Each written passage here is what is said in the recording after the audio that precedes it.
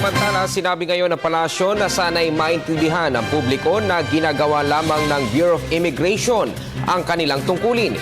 Inayag ito ni Presidential Communications Secretary Sonny Coloma kaugnay ng pagsama sa blacklist ng 9 na Hong Kong journalist na nambastos kay Pangulong Noynoy Aquino.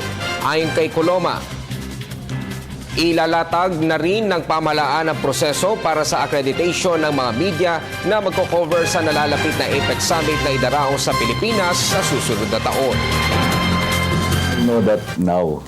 We all know that now because we have had the time to review. No? Ang sinasabi lang ni Commissioner Mison, usually ang kanilang response, no?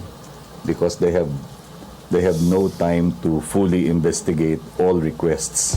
The usual response is to issue a summary order and then to make the review later on, so that kung meron mang